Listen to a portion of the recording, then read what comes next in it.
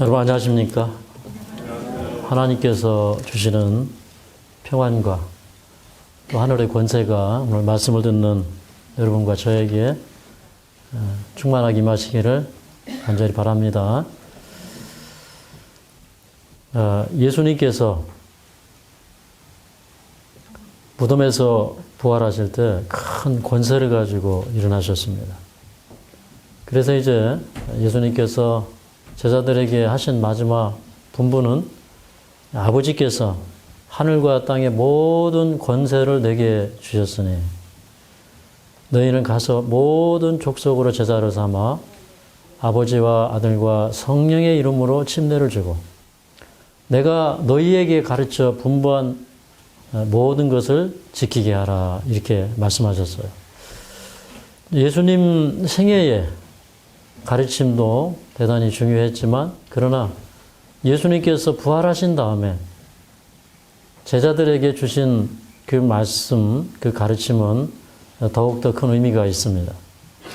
그런데 예수님께서 십자가에 달려 돌아가시기 전에 제자들에게 내가 부활한 다음에 갈릴리의 한 산에서 너희와 내가 만나자 그렇게 약속을 하셨어요.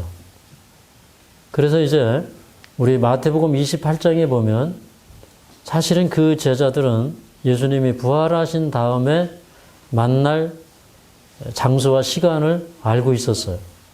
그래서 이제 오늘 우리는 이 말씀을 펴서 예수님께서 부활하신 다음에 제자들에게 마지막 회집을 하시고 집회를 하시고 그들에게 분부하신 말씀들을 살펴보려고 합니다. 그래서 이제 부활 이후에 그 제자들에게 예수님께서 주셨던 그 말씀의 의미를 우리가 오늘 되새겨보고 또 이 시간에 이 말씀을 들으면서 우리가 새로운 사명자로 일어나게 되기를 간절히 축복합니다. 우리 마태복음 28장으로 가겠습니다. 마태복음 28장 16절에서 20절까지 있는 말씀입니다. 시작. 11 제자가 갈릴리에 가서 예수의 명하던 산에 이르러 예수를 배웠고 경배하나 오히려 의심하는 자도 있더라.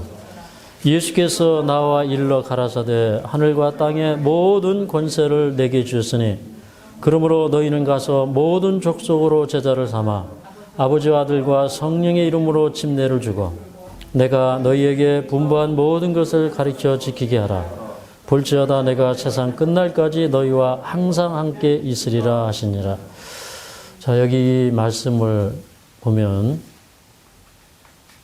11 제자에게 예수님께서 부활하시고 그 다음에 이제 그 천사를 통해서 예수님께서 미리 약속하셨던 그 약속을 상기시키면서 예수님께서 부활하셨는데 그런데 전에 약속하시던 그 장소에 가서 그 산에 가서 예수님께서 만나자고 하시니까 그리로 가라고 하는 전가를 보냅니다. 여기 이 말씀 가운데서 예수의 명하시던 산, 이 의미를 우리가 깊게 생각해 봐야 됩니다. 그러니까 이 마지막 모임을 예수님께서 중요하게 생각하셨어요. 그러니까 예수님이 이 세상에 3년 반을 생애하시면서 제자들과 함께 있었어요. 그런데 늘 예수님의 마음은 급하셨습니다. 또 늘 예수님의 마음은 부응되어 있었어요. 그래서 뭔가 중요한 역사를 빨리 이루어야 되고 또 그 다음에 그 큰 역사 가운데 제자들이 참여하기를 원했어요. 그래서 이제 우리가 이런 말씀을 읽을 때, 예수의 명하시던 그 산이 어디인가? 그 산에서 예수님은 마지막 집회를 하셨는데, 그 집회에서 주셨던 그 말씀이 무엇인가? 우리는 그것을 깊이 생각을 해야 됩니다. 그래서 오늘 우리는 그 산에 갈 거예요. 그 산에서 예수님께서 제자들에게 주시던 그 말씀을 들으실 거예요. 그 산에서 이제 있었던 일에 대하여 우리가 조금 더 자세하게 살펴보도록 하겠습니다. 마가복음 16장 7절로 가겠습니다. 마가복음 16장 7절입니다. 가서 그의 제자들과 베드로에게 이르기를 예수께서 너희보다 먼저 갈릴리로 가시나니 전에 너희에게 말씀하신 대로 너희가 거기서 배우리라 하라 하는지라. 여기 보니까 이제 안식 후 첫날 새벽, 다시 말해서 일요일 새벽에 예수님께서 부활하셨어요. 그런데 그 안식 후 첫날 새벽에 막달라 마리아와 또 야고보의 어머니 마리아와 살로메와 이 몇몇의 여자들이 예수님의 시신이 어떻게 되었는지 알아보기 위해서 이제 안식일이 지난 다음에 안식 후 첫날 새벽에 예수님의 무덤으로 갔습니다. 그랬더니 이 무덤의 문이 열려 있어요. 무덤을 막았던 큰 돌이 옮겨지고 그 다음에 예수님이 누우셨던 그 우편에 한 천사가 앉아서 하는 얘기가 전에 그 예수님께서 그 베드로와 제자들에게 약속을 하셨는데 너희보다 먼저 갈릴리로 갈 거다. 그러니까 그 약속 장소로 예수님께서 가셨으니까 빨리 너희도 그 갈릴리로 가라. 그렇게 말씀을 하시는 거예요. 그러니까 예수님께서 부활하신 다음에 제자들에게 꼭 하실 말씀이 있었어요. 너무나 중요한 말씀을 그들에게 위탁하실 것이었어요. 그래서 이제 그 산에서 예수님께서 하신 말씀이 무엇이냐면 우리 마태복음 28장으로 다시 돌아가겠습니다. 우리 마태복음 28장으로 다시 돌아가겠습니다. 그 산에는 우리 고린도전서 15장에 보면 약 500여 명의 사람들이 모여있던 곳으로 그렇게 생각이 됩니다. 고린도전서 15장에 보면 6절에 약 500여 명의 사람들이 모였다고 그렇게 언급을 하고 있어요. 그런데 여기 보니까 예수님이 부활해서 오셨는데 사람들이 예수를 배웠고 경배하나 그렇게 얘기하고 있어요. 17절에 보니까 예수를 배웠고 경배하나 이렇게 기록을 하고 있어요. 예수님께서 부활하실 때 영화로운 몸을 입고 부활하셨어요. 그래서 빌립보서 3장 21절에 우리 낮은 몸을 그의 영광의 몸의 형체로 변하게 해주겠다고 하는 약속을 바울은 빌립보서의 편지서에서 얘기를 합니다. 근데 예수님께서 이제 그 영화로운 몸을 입고 부활하셨어요. 그런데 그 예수님께서 이제 제자들에게 말씀하실 때 뭐라고 하셨냐면 하늘과 땅의 모든 권세를 내게 주셨으니라고 말씀하셨어요. 그러니까 예수님이 제자들에게 오셨을 때 예수님의 모습은 하늘과 땅의 모든 권세를 가지고 오신 분이셨어요. 그분은 더 이상 그저 신성이 인성에 가리워진 그런 그 인간 예수님이 아니고 이때 이 부활하셨던 예수님은 모든 사람들이 부활할 때에 그 신의 성품에 참여하고 영화로운 몸을 입을 그 형체로 예수님이 나타나실 때 그때 그 신성의 위험 앞에 이 모였던 사람들이 다 경배합니다. 그런데 이제 예수님의 그 큰 신성이 사실은 대부분이 그 인성 가운데 이제 가려져 있고 그 다음에 예수님께서 부활하신 그 몸은 우리가 이제 부활할 때 그런 모습으로 나타났기 때문에 사실은 이제 그 정도의 수준에서 예수님께서 자신을 계시었다고 생각이 되는데 근데 그때 예수님이 하신 말씀이 뭐냐면 하늘과 땅의 모든 권세를 내게 주셨다는 거예요. 근데 저는 오늘 아침에 이 말씀을 읽는데 하늘과 땅의 모든 권세를 가지신 그분을 느끼게 되고 그 다음에 그 권세가 지금도 역사하고 계심을 느끼게 됩니다. 예수님이 이 땅에 계실 때 예수님은 종종 그 권세를 드러내셨어요. 그분의 말씀은 권세 있는 자 같았고 그분이 병을 고치는 권세를 행하셨고 자연을 제어하시는 권세를 행하셔서 무리를 거리시고 파도를 잔잔케 하시고 바람을 멈추게 하시는 그런 권세를 행하셨어요. 그런데 그분이 이제 부활하신 다음에는 그런 제어하는 권세, 사단을 제어하는 권세, 그뿐만 아니라 그분은 이제는 하나님의 나라를 세울 권세, 그 다음에 그분은 죽음을 정복하고 일어난 권세, 또 그분은 지상의 모든 세력을 제어할 수 있는 권세, 그 권세를 가지고 나타나셨어요. 그래서 이제는 그분의 권세는 어떤 권세였냐면 그분이 인성을 쓰고 이 세상에 오셔서 모든 사람과 한결같이 시험을 받는 그런 위치에 오셔서 죄를 승리하시고 이기셨기 때문에 그래서 그분은 또 다른 의미에서의 통치자가 된 것입니다. 그래서 이제 그분은 인성과 신성이 합쳐진 그분으로서 이제 그분이 영원히 다스릴 그 나라의 임금으로서 그 권세를 가지고 예수님께서 나타나셨어요.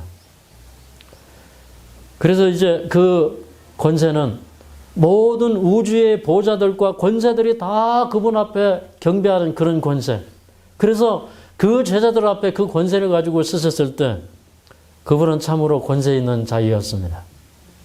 그런데 그 예수님께서 하신 말씀이 뭐냐면 아버지께서 하늘과 땅의 모든 권세를 내게 주셨으니 이제 그 권세가 나한테 있으니 내가 그 권세를 가지고 너희를 세상에 보내노니 너희는 가서 모든 족속으로 제자를 삼아 아버지와 아들과 성령의 이름으로 침례를 주고 내가 너희에게 분부했던 모든 것을 가르쳐 지키게 하라. 그렇게 말씀하십니다. 그들에게 가르칠 권세도 주시고 또 그들의 말씀에 힘이 있어서 그 말씀을 받는 자는 그 말씀을 지키게 될 것이었어요. 그러면서 예수님께서 보증하신 말씀이 뭐냐면 볼지어다 세상 끝날까지 내가 너희와 항상 함께 있으리라는 말씀하셨어요. 그 권세자가 항상 함께 있을 것을 말씀하십니다. 그 능력자가 항상 함께 있을 것을 말씀하십니다. 여러분 그러므로 이 권세를 우리가 느껴야 될까요? 네. 저는 그런데 그때 말씀하신 그 권세가 느껴지는 거예요. 그래서 이제 우리가 예수님을 믿게 되면 우리 마음속에 소망이 생겨요. 어떻게든지 영혼을 구원해야 되겠다.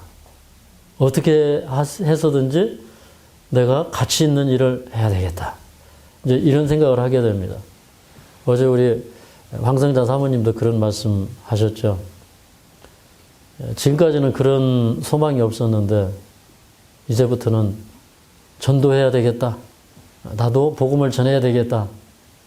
이런 소망이 생기셨답니다. 근데 사실은 이것은 예수님의 모든 관심이요 소망이었어요. 빨리빨리 복음을 땅끝까지 전해서 사람들을 깨우치는 것이었어요. 이제 그 예수님께서 이 제자들에게 이때 이제 그 집회, 마지막 집회를 하시기 전에 사실은 그 예수님의 제자들이 갈릴리로 안 가고 이제 머뭇머뭇하고 예루살렘에 머물러 있을 때 그 마가의 다락방에 들어가서 꼭꼭 숨어 있을 때 요한복음 20장에 나와 있는 그 현장에 예수님이 나타나셨어요. 그때 그 장소에서 참 제자들이 예수님과 너무나 감동 어린 그런 그 만남을 갖습니다. 너무너무 감동적인 만남을 가져요. 근데 그날 밤에 주님께서 그 제자들에게 하셨던 말씀은 너무너무 감동적이에요. 다 두려워서 다락방에 숨어 있는데 예수님께서 오셔서 제일 먼저 하신 말씀이 너희에게 평안이 있을지어다.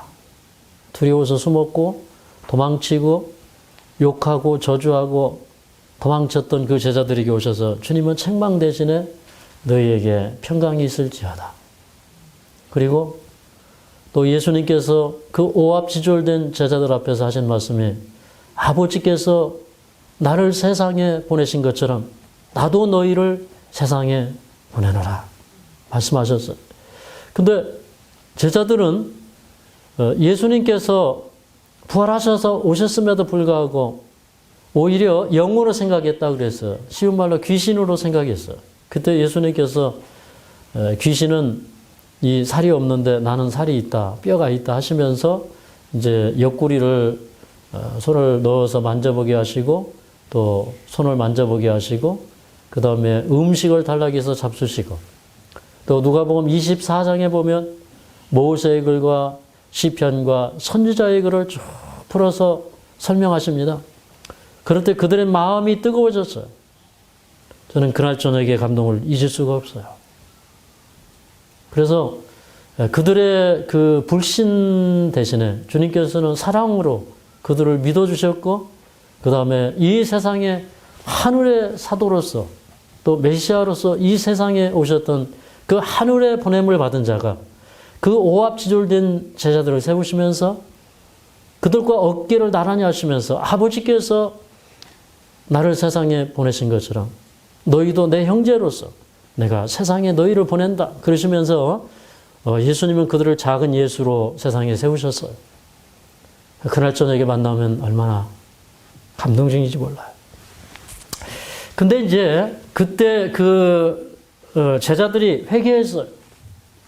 근데 사실은 그 제자들이 회개했다는 말이 나오진 않아요. 근데 분명히 그날 저녁에 그 제자들은 가슴을 찢는 회개를 했어요. 근데 여기 마가복음 16장 14절부터 보면 이런 말씀이 있습니다. 마가복음 16장 14절. 그 후에 11 제자가 음식 먹을 때 예수께서 저에게 나타나사 저희의 믿음 없는 것과 마음이 완악한 것을 꾸짖으시니 이는 자기의 살아난 것을 본 자들의 말을 믿지 아니함이러라. 여기 마가는 이 사실을 기록합니다. 다시 그 다락방에서 저녁 시간이었고 그들이 음식을 먹을 때 주님께서 오셨어요. 그때 예수님께서 제자들이 믿음이 없고 마음이 완악해서 예수님이 부활하셨다는 사실을 전해 들었음에도 불구하고 그것을 믿지 아니하였다. 그렇게 얘기했어요. 그러니까 믿지 않는 것이 얼마나 참 큰 죄입니까? 이런 말씀이 있습니다. 예수님은요, 병자를 고치시고 능력을 행하셨어요. 그러나 예수님께서 어느 곳에서는 능력을 행하시지도 아니하시고 병자도 고치시지 아니하셨어요. 불신이 그것을 막을 때 예수님은 그 일을 할 수가 없었어요. 오늘날도 우리가 그 치유자 되시는 예수님, 그 권세 있으신 예수님을 진정으로 믿는다면 말씀을 통해서 사람들이 치유되고 회복되고 그 심령이 변화되고 일어날 것입니다. 저는 이제는요, 사실 사람들을 가리키고 설교하는 이런 것을 목표로 하지 않습니다.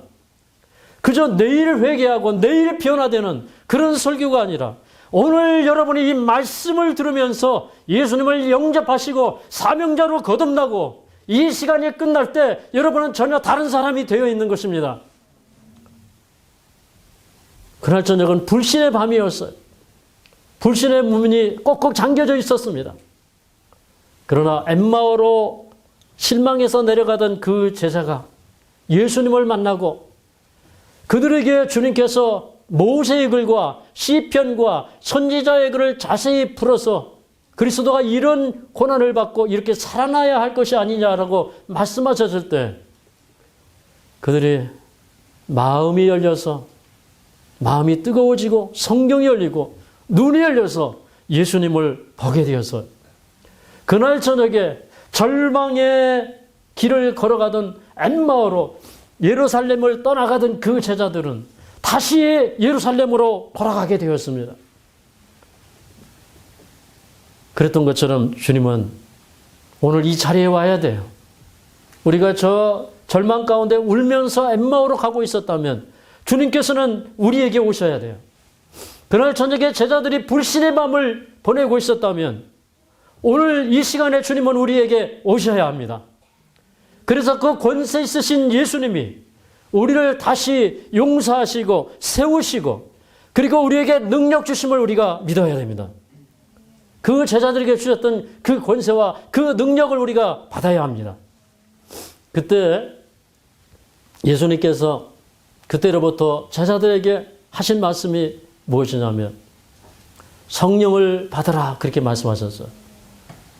우리 요한복음 20장에 보면 숨을 내쉬며 가라사대 성령을 받으라 그렇게 말씀하셨어요. 근데 예수님께서 그날 저녁에도 하신 말씀이에요. 여기 그날 저녁에 제자들에게 하신 말씀이 뭐냐면 이제 그 500여 명의 그 형제들에게 그 말씀을 주시기 전에 그 갈릴리로 가시기 전에 그 마가의 다락방에서 제자들에게 하신 말씀은 바로 이것입니다. 자, 15절부터 18절까지 있는 말씀입니다. 15절부터 18절까지 있는 말씀입니다. 함께 읽도록 하겠습니다. 시작. 또 가라사대 너희는 온 천하에 다니며 만민에게 복음을 전파하라. 믿고 침례를 받는 사람은 구원을 얻을 것이요 믿지 않는 사람은 정죄를 받으리라.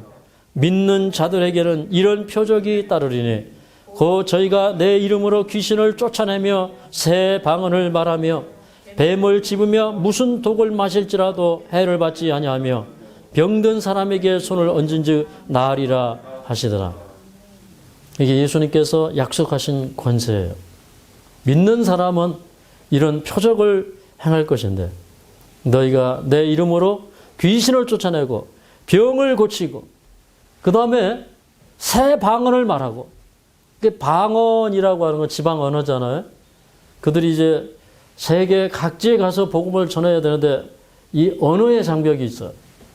그래서 그들이 새로운 언어를 말할 수 있도록 주님께서 은혜를 더해 주시고 표적을 더해 주셨어요.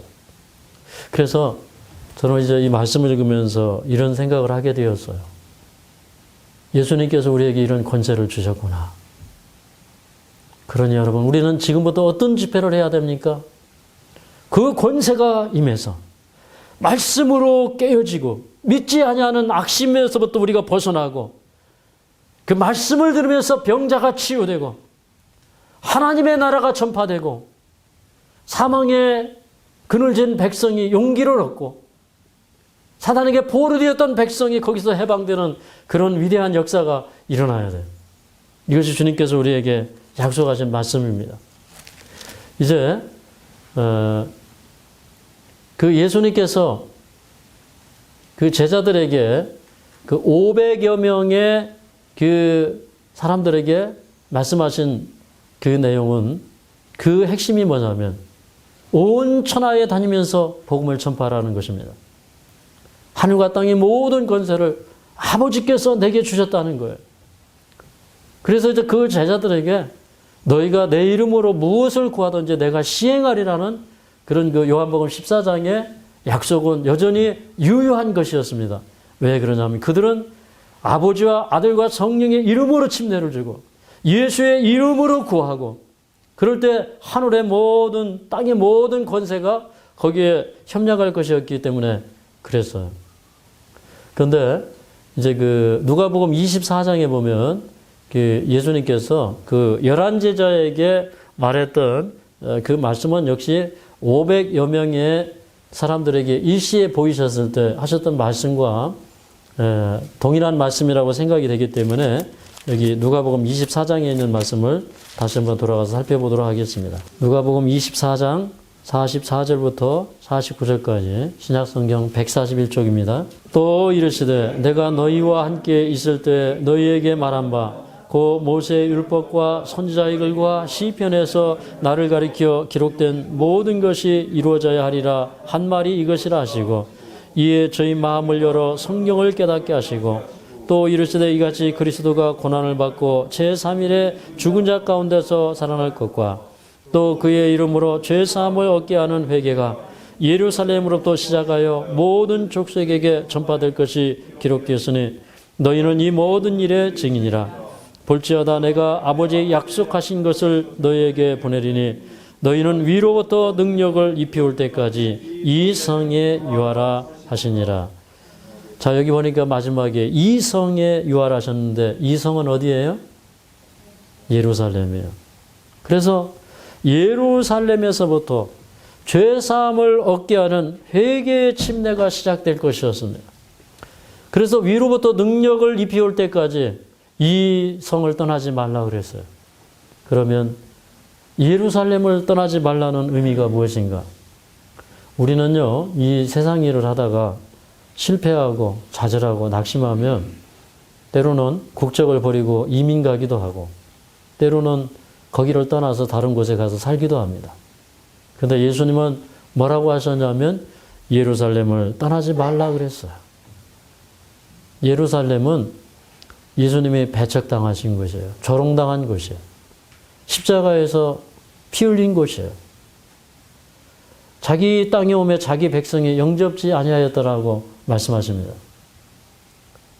참 암탉이 그 새끼를 품으려 한 것처럼 계속해서 그들을 품으려 했던 곳이 바로 예루살렘이건만 그들은 계속해서 예수님을 거절하고 그 종교 지도자들이 앞장서서 다시 말하면 주님의 자녀들 가운데서 이 장녀가 앞장서서 예수님의 십자가에 못 박은 것이 바로 예루살렘이에요.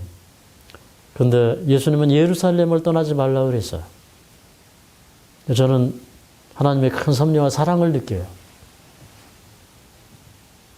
예수님의 피가 뿌려진 예루살렘.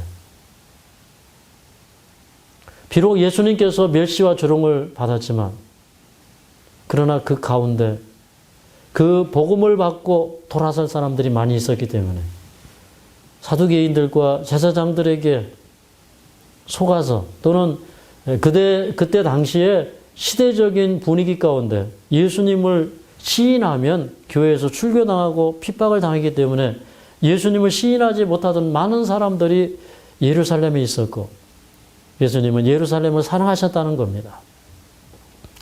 그래서 그 예수님께서 그 예루살렘 성전을 보시고 우셨죠. 예수님은 예루살렘에 무한한 관심을 가지고 있었어요. 그래서 예수님의 그 희생과 조롱과 박해 속에서 씨를 뿌렸던 그것이 결코 허지로 돌아갈 수 없는 것이었고 그것은 반드시 결실할 것이었어요. 우리는 이 세상을 살아갈 때 우리가 어쩌면 이런 유사한 경험을 할 수도 있어요. 근데 우리가 울며 씨를 거둔 자는 씨를 뿌린 자는 웃음으로 그 단을 거둔다는 말씀이 있어요. 그런 의미가 있는 곳이 바로 예루살렘이었어요. 그래서 이제 예루살렘을 떠나지 말라. 그런데 그 예루살렘에서부터 죄 사함을 얻게 하는 회개 침례가 전파될 것이었어요. 그래서 예루살렘을 떠나지 말라고 했고 또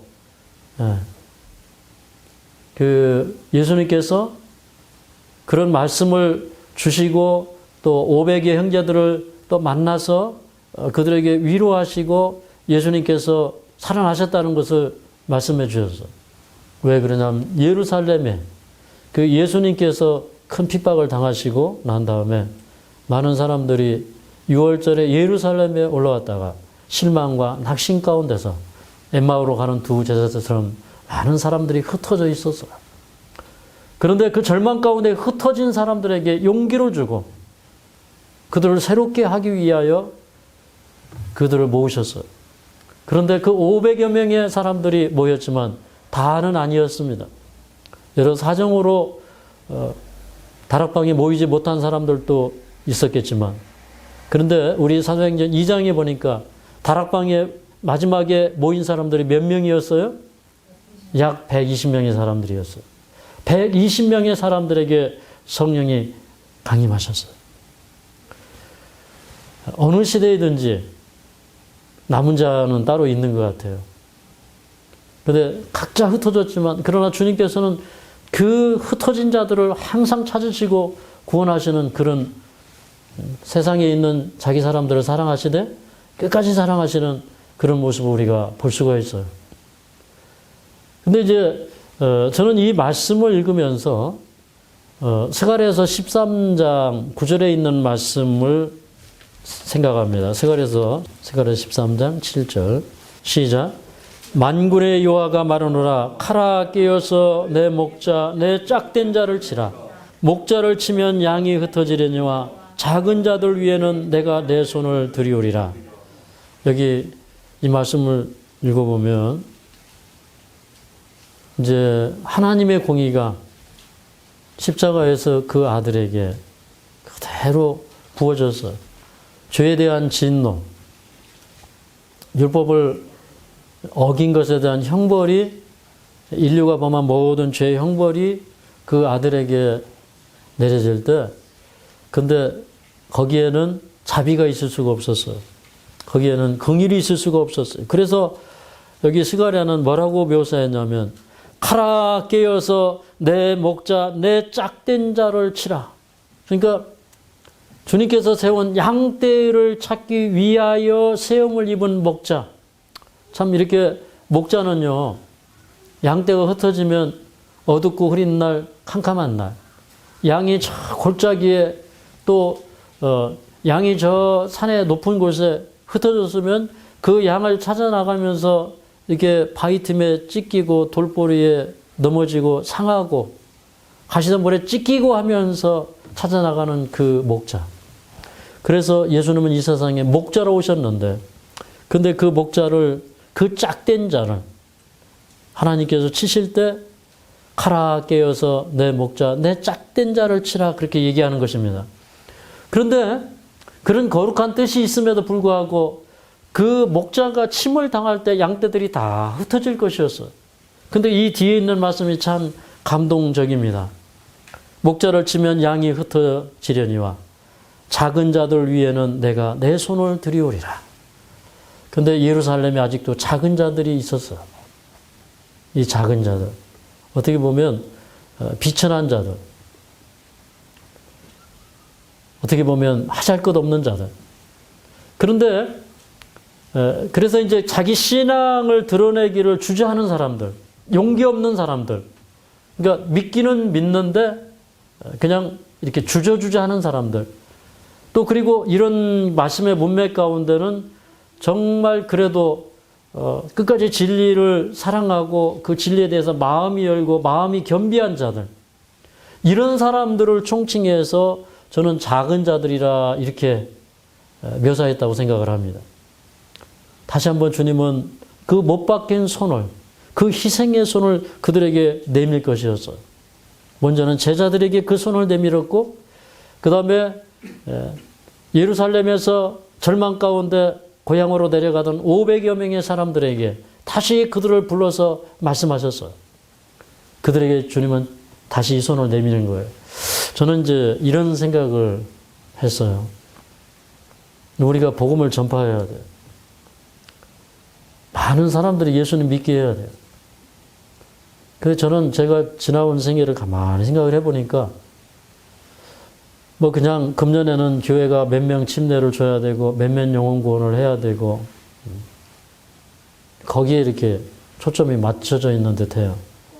저 역시 그랬던 듯해요. 보니까 말씀을 보니까 그게 아닌 거예요. 이 흩어져 있는 양떼를 찾는 데에는 주님의 무한하신 사랑과 애정이 들어있다는 거예요. 양떼를 위하여 목숨을 버리는 그 목자의 정신과 마음 속에는 그 양을 위해서 목숨을 버릴 수 있는, 그 양을 위하여 자기의 생명을 대신할 수 있는 그런 마음이 있었던 거예요. 그러니까 다윗이 그 양떼들을 칠 때에 사자가 달려들어서 양떼를 훔쳐가지고 가면 쫓아가서 수염을 잡고 그 입을 찢어가지고 그 사자를 쳐 죽이고 곰의 발에서 사자를 건지고, 그게 뭐냐면 양떼를 사랑하는 마음이에요. 다윗이 골리앗을 맞아서 싸울 수 있었던 것은 그것은 그 백성을 사랑하는 마음이에요. 그것이 바로 이스라엘의 목자 되시는 하나님의 마음. 그러니까 양을 위해서 자기 생명을 희생하는 그 하나님의 마음, 그 하나님의 마음을 다윗이 알았기 때문에 자기 목숨을 던지고 그 죽음에 뛰어들 수 있었어요. 보니까 저는 이런 생각이 들어요. 여러분, 우리가 장로교회님은 어떻고 감리교회님이 어떻고 침례교회님은 어떻습니까? 여러분이 침례교인으로 구원받아도 그것은 할렐루야예요. 여러분이 장로교인으로 구원받아도 그것은 할렐루야예요. 여러분이 침례교인으로 구원받아도 그것은 할렐루야예요. 주님은 우리 영혼을 사랑하시지 어떤 특정한 집단을 사랑하신 것이 아니라는 겁니다. 그래서 저는 여러분이 어떤 교인이 되기 전에 그리스도인이 되었으면 좋겠습니다. 여러분이 목자의 사랑을 깨닫고 구원받는 사람이 되었으면 좋겠습니다. 그래서 예수님께서 그 하늘과 땅의 모든 권세를 내게 주셨다고 했을 때 그 예수님께서 말씀하신 그 권세가 왜 필요했느냐 이거예요. 그것은 영혼을 사랑하고 영혼을 구원하기 위해서 받으신 권세였어요. 희생을 통해서 사망의 문을 열어놓으신 예수님의 발자취 우리가 따라가야 되겠습니다. 그 예수님께서 제자들에게 하신 말씀, 마지막으로 하신 말씀, 우리 그 고린도전서 15장으로 가서 이 한 말씀 읽어보고 또 마태복음 28장에 있는 말씀을 읽어보면서 제가 말씀을 마치겠는데요. 고린도전서 15장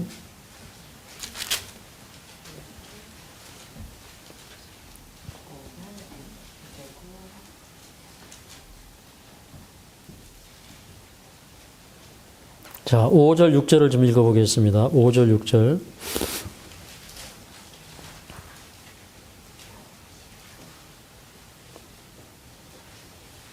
자, 함께 읽어보도록 하겠습니다. 시작. 게바에게 보이시고 후에 12 제자에게와 그 후에 500의 형제에게 일시에 보이셨나니 그 중에 지금까지 태반이나 살아있고 어떤 이는 잠들었으며 여기 보니까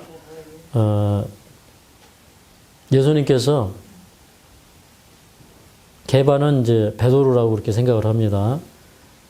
그렇게 3번씩이나 부인하고 예수님을 저주했던 그 베드로를 다시 세워주시고 그 다음에 12 제자에게 이제 요한복음 20장에 보면 마가의 다락방에 나타나시고 그 후에 또 500의 형제에게 일시에 보이셨다 그랬어요.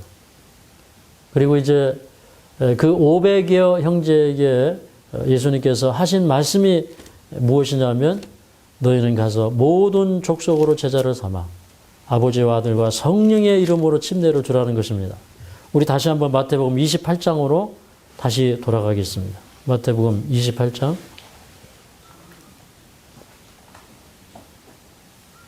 자 18절부터 20절까지 읽도록 하겠습니다. 18절부터 20절 18절부터 20절 시작. 예수께서 나와 일러 가라사대 하늘과 땅의 모든 권세를 내게 주셨으니 그러므로 너희는 가서 모든 족속으로 제자를 삼아 아버지와 아들과 성령의 이름으로 침례를 주고 내가 너희에게 분부한 모든 것을 가르쳐 지키게 하라. 볼지어다 내가 세상 끝날까지 너희와 항상 함께 있으리라 하시니라. 여기 보니까 내가 하늘과 땅의 모든 권세를 이제 갖췄다. 이제 하나님께로부터 그 권세를 넘겨받았다는 것입니다. 여기에는 얼마나 큰 의미가 있겠습니까? 예수님께서 앉으신 아버지 우편에 앉으신 그 보좌는 우리 계시록 3장 21절에 말씀하신 것처럼 이기는 자는 내가 이기고 아버지 보좌에 함께 앉은 것 같이 하게 하리라 말씀하셨는데 우리는 그 보좌에 함께 앉게 될 그런 권세예요. 예수님이 인간으로 오셔서 다윗의 보좌의 왕권을 그분이 얻으셨어요. 그 얘기는 무엇이냐면 주님이 약속하신 그 권세는 인간의 구원을 위해서 베풀 수 있는 모든 권세예요. 그러므로 우리는 그 권세를 사용할 수 있는 특권을 가지고 있어요. 그래서 저는 이 복음을 전할 때 이 권세가 역사할 것을 믿습니다. 그 권세가 임하는 것이 바로 성령의 역사였어요. 성령이 강림했어요. 그래서 그들은 참으로 뜨거운 가슴으로 예수님께서 그들에게 가르치신 모든 것들을 제자들에게 가르쳤어요. 그리고 그것을 받는 사람들은 또 자기의 생명을 다해서 그들에게 분부한 모든 것을 배우고 지켰습니다. 우리는 우리에게 분부한 모든 것들을 이행할 뿐만 아니라 가르칠 뿐만 아니라 지키는 사람들이 되어야 합니다. 그러면서 주님의 보증은 뭐냐면 내가 세상 끝날까지 너희와 항상 함께 있으리라. 이것이 보증이에요. 주님 우리를 결코 버리지 않으신다고 하는 보증이에요. 얼마나 아름다운 약속입니까? 그래서 이제 그 약속을 믿고 기다리는 사람들에게 오순절 성령이 임했어요.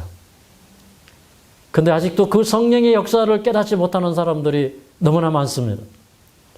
마지막에 이 복음 사업은 물의 침례로 끝나는 게 아니에요. 물의 침례는 죄 사함을 얻게 하는 회개의 침례였다면 불의 침례는 무엇이냐면 그들에게서 이 불이 죄를 태우는 것처럼 그들이 정결케 되는 경험이에요. 그리고 그 불의 혀가 그들에게 임하였을 때 그들이 하나님을 찬양하는 데 열심이었고 기도하는 데 열심이었던 그런 그 열성이 있고 뜨거운 그런 마음이에요.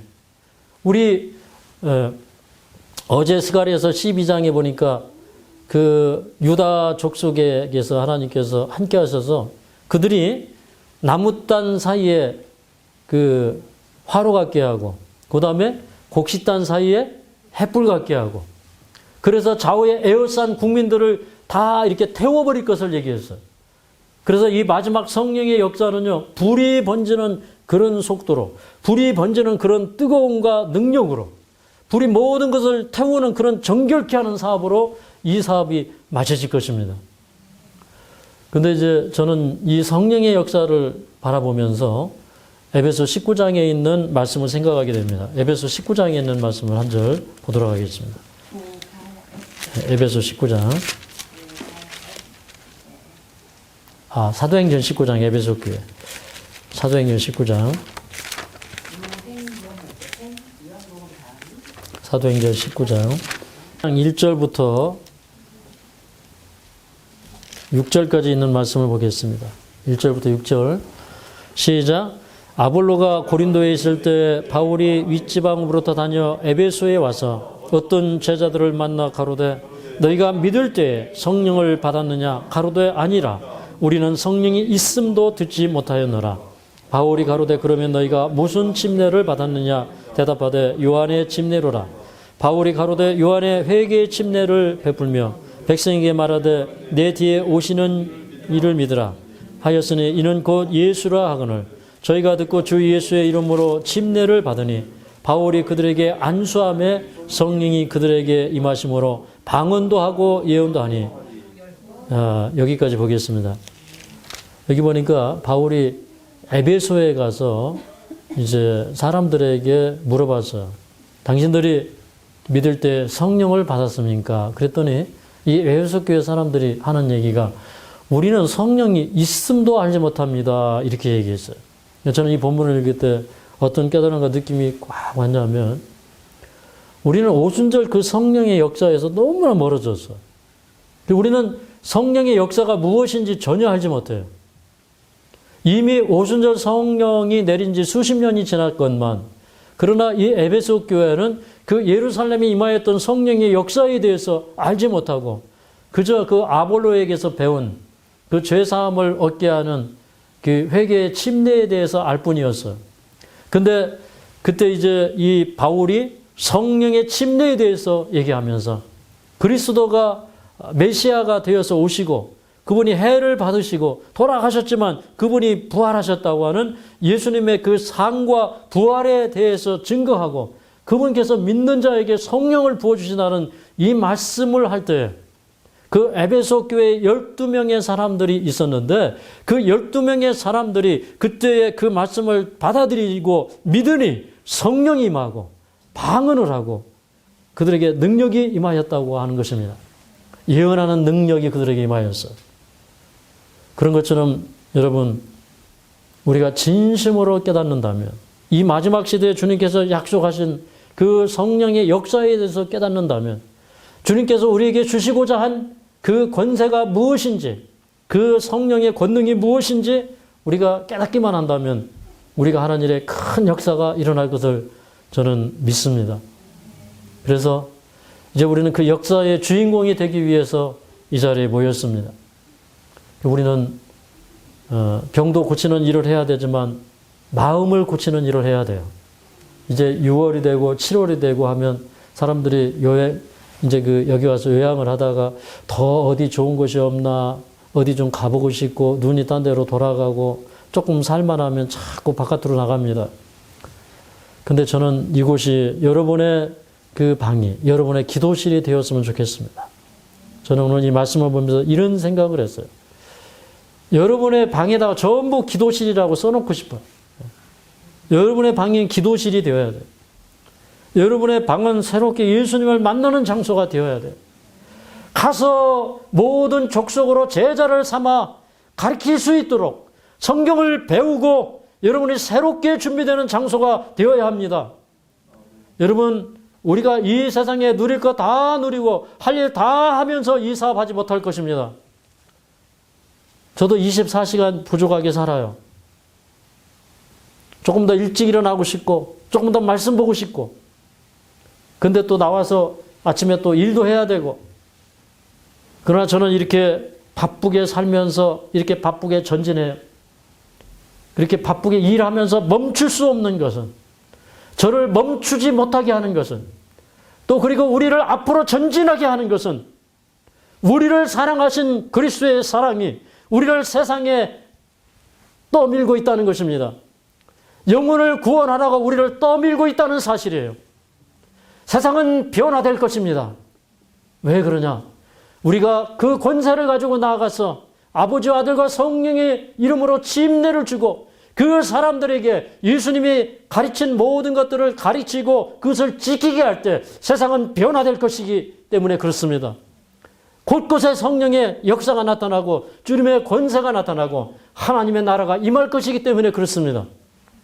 그리고 우리는 그런 우리 마음속에 떠밀어내는, 우리 마음을 열정으로 가득 채우는 그 주님의 사랑이 우리에게 임해야 합니다.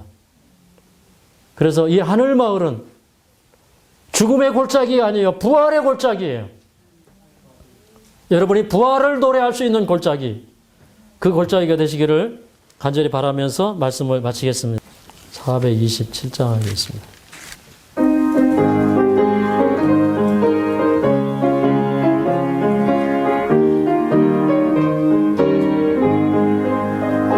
내가 매일 기쁘게 순례의 길 행하며 주의 발이 나를 안보하며 내가 주의 큰 복을 받는 참된 비결은 주의 영이 함께함이라. 성령이 계시네 할렐루야 함께하시네. 좁은 길을 걸으며 밤낮 기뻐하는 것 주의 영이 함께함이라. 전에 죄에 빠져서 평안함이 없을 때 예수 십자가의 공로 힘입어 그 발 아래 엎드려 참된 평화 얻음은 주의 영이 함께함이라.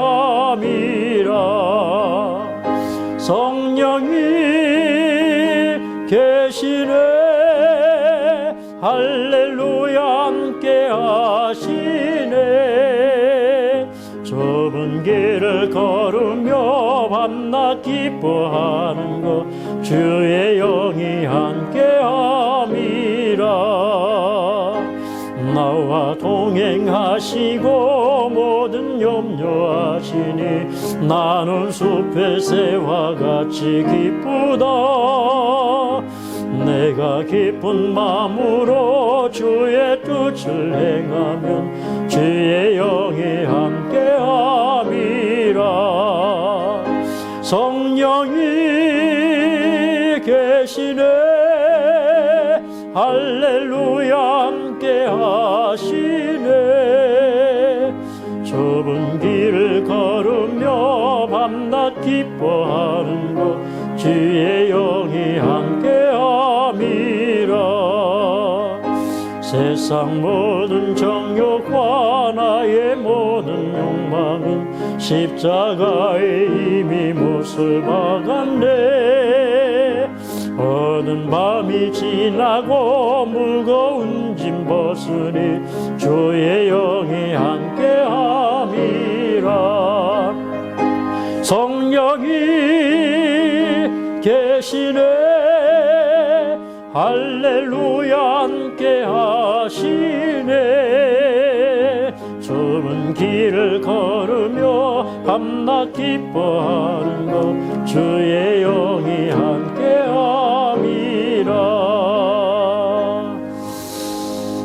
기도하시기 전에요, 오늘 당일 체험 프로그램에 오신 이 앞에 세 분하고 저 뒤에 오신 분 잠깐 일어나 보시겠습니까? 당일 체험 프로그램에 오신, 예, 잠깐 일어나실까요? 예. 자, 우리 이렇게 저 뒤에 또 계시네. 자, 우리 이분들 환영하고 또 축복하는 박수 한번 치겠습니다. 고맙습니다. 감사합니다. 자비하신 아버지, 주님께서 주님의 권세와 영광을 나타내시지 않고서는 저희가 아무것도 할 수가 없습니다. 이 참혹한 피 흘리는 전쟁 속에 있는 이 세상에서 오늘 또 선악의 치열한 대쟁투와 또 영혼을 빼앗아 가려고 하는 사단에 지칠지 모르는 그런 권세와 세력들 가운데서 저희가 살고 있사오나 주님, 하나님의 능력이 아직 온전히 나타나는 것을 저희가 저희 믿음이 부족한 거로 볼 수가 없사오니 아버지, 저희를 긍휼히 여겨 주시옵소서. 저희가 하나님의 권세와 영광을 드러낼 수 있는 믿음이 어서 솟기 준비되기를 원합니다. 하늘과 땅의 모든 권세를 내게 주셨다고 말씀하신 그 권세를 주님께서 또 저희들에게 주시며 이 권세를 가지고 가서 복음을 전파하라고 하시는데 저희는 아버지여 그 권세의 실체에 대하여 잘 깨닫지 못하고 있사오니 주님, 저희를 긍휼히 여겨 주시옵소서. 사랑하는 주님, 참으로 이 시간에 우리를 사랑하시는 자 앞에 우리가 온전히 돌아가기를 원합니다. 주님 다시 오실 것을 믿습니다. 참으로 우리가 그렇게 기다리면서 전파한 그 복음의 주인이신 예수님을 우리가 곧 다시 배우게 되기를 간절히 원합니다. 오늘 이 말씀을 듣는 모든 심령마다 부흥을 허락하여 주시옵소서. 우리는 연약하지만 그러나 우리에게 능력 주시는 자가 우리를 사망에서 끌어주고 우리를 질병의 권세에서 병마로부터 우리를 해방시켜 줄 것을 믿습니다. 오늘 또 그 믿음 가지고 걸어가게 하여 주시옵소서. 오늘 이곳을 처음으로 방문하신 분들, 또 방송을 통하여 말씀을 듣는 모든 심령마다, 모든 가정마다, 그들의 처소마다 큰 싸움에서 이기는 승리가 있도록 축복하여 주시옵소서. 예수님의 이름으로 간절히 기도하옵나이다.